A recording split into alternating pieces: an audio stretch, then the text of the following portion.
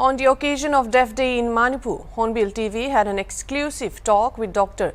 Dhakeshwar Singh, the head of Department ENT, Jawaharlal Nehru Institute of Medical Sciences. Dr. Singh said deafness is a very common condition. However, many people suffer in silence due to social stigma, as many people do not understand them. He said more than 20% of the population suffer from the condition, and out of every 5 people, one has the condition.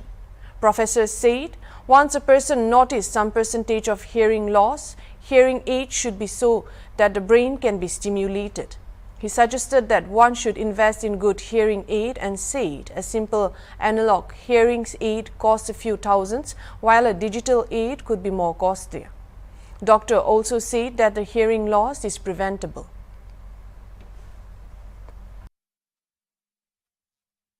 My name is Professor Dr. Dhakeshwar Singh, Pochangbam. I'm working as the head of department and professor and head in the institution, JNIMS, that is Jawaharlal Nehru Institute of Medical Sciences and ENT department. Sir, how common is this deafness, particularly in India or in Manipur? It is a very common problem, and many people are suffering silently. The number of population which are affected is more than 20% of the total population. That means out of every 5%, one will be suffering from it. So actually, what we are really facing is people are taking it as a stigma. They are shy to come out and seek help. The problem is, if you don't seek help, who is going to help you? If you look at a person who is walking on the street, someone just coming on the side, in the wrong side, and you are driving a car, and most of the people will be shouting at them, "Hi, are you deaf? Why you are coming in my direction?" Actually, he is deaf. That's why he's coming. And still, you are having a sort of anger, and you are scolding him for coming in your direction, in the line of your vehicle. And this is a very common problem, and people they don't notice the suffering, silent suffering of the deaf people. Sir, what are the main problem in procuring these hearing aids?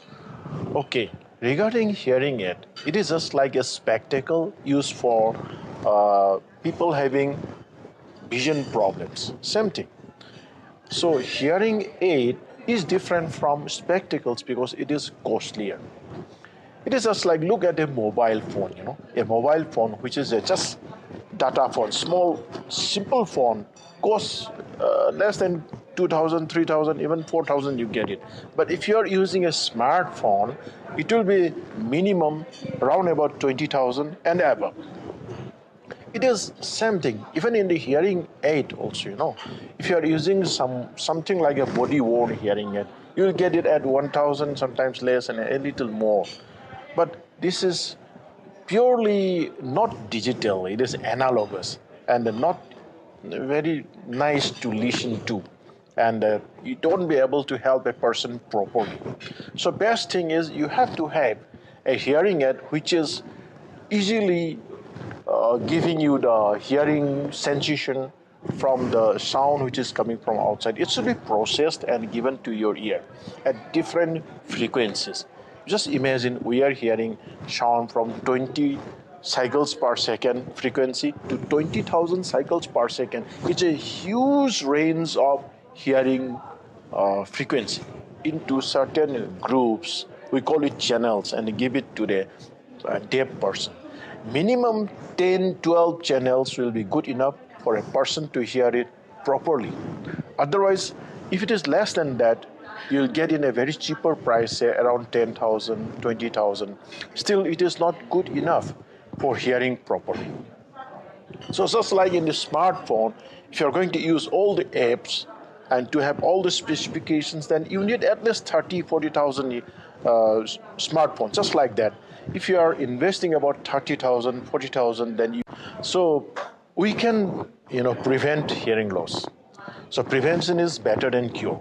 because once we try to go towards a cure and giving hearing aids, it is an expensive business. So if we, take care of the pregnant women and screen them for any fever, and we can give some, coverage for the diseases which will lead to hearing loss in the child which is being born in these mothers. It will be great. It will serve a great, prevention measure.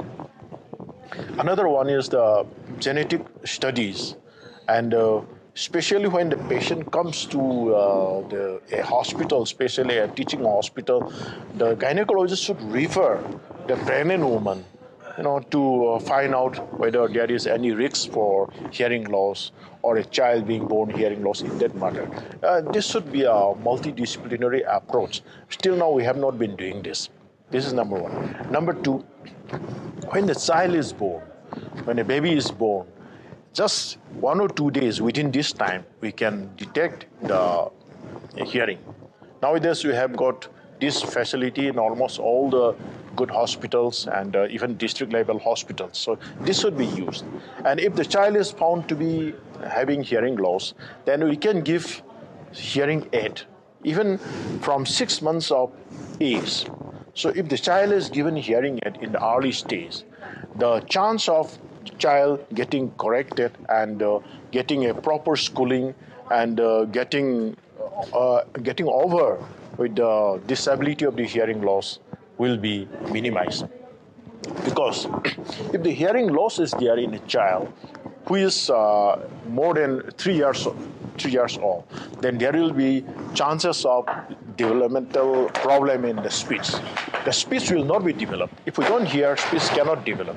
So the child should be corrected for the hearing loss or any development of the speech. And later on, the speech will be properly developed so that he can enter in a normal school. Instead of going in a deaf and a dumb school, he can go to a normal school. And another thing is that if the child is born completely deaf, then we can do cochlear implantation. Now, even in a small state like here, we are having the facility to do the surgery. So we can go ahead with this. So it can be prevented, the child getting too dumb. So hearing loss is okay, but hearing loss once corrected, the child will not have any problem of dumbness. That means speech will be developed by correcting the hearing aid. It can be either done by surgery, by cochlear implantation, or by using hearing aids from the childhood. Then only you're seeing children using spectacles. It's not it. But what about hearing aids? Are we seeing hearing aids in the small children?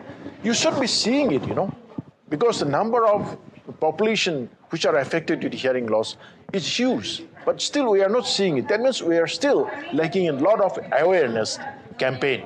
So I think today we are just going in that direction, that it should be prevented. Another thing is about the discharge from the ear. Discharge from the ear means there's infection in the ear. And sometimes, even in the rural areas, people will neglect it. Oh, it is a child, so it happens in a child. Some child have like this, like that. They thought it is a normal phenomenon. It's not a normal thing. When there is an infection, it should be controlled.